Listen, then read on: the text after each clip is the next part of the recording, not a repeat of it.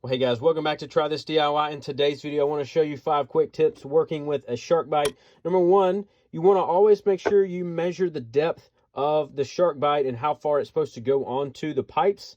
They have a tool for this, or you can even go on their website and measure it out, because you need to know how far this needs to go into the Sharkbite in order to be sunk in or be locked in, because you don't want to be guessing when there's water coming through there. So you want to go ahead and measure it off.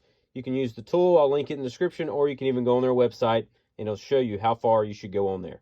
Tip number 2, you want to make sure that you always clean off the ends of the pipe. If you've just cut one off, you want to make sure you deburr and get all of this junk out of here. They have a little cap you can put on there and screw it on there. I'll put in the link in the description to clean it off. Or you can just use some sandpaper and kind of clean this off, because you don't want any of this getting into your Sharkbite or your pipe as well. For tip number 3, make sure you always cut all your pipes as clean as possible and straight as possible. You can tell this is not very straight.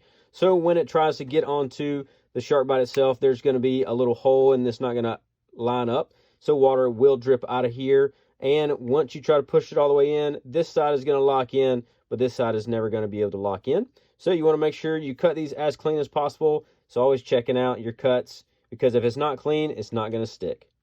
Another tip I have is to make sure that you have your connection as straight as possible. So if you have a pipe coming in like this, you want this other pipe to come in straight as well. You don't want it to try to meet like this, because again, just like earlier, you're going to have a hole where it's not going to connect all the way. So you want to try to make these pipes connect as straight as possible. And I know with plumbing, it doesn't always work that way, but the straighter the better, because again, if you could see right here, if it does kind of come to a point, not all of it is going to go in there fully and it's not going to sink in. So make sure you try to get it as straight as possible, and that should help you out. For tip number 5, I want to point out the ends of these Sharkbites. Make sure you see the ends and know the colors of the ones that you're purchasing. This gold one right here goes to CPVC, PVC, and also PEX. And this silver one actually goes to Quest pipe. So you will need to make sure you get the pipe ends that you need for your project.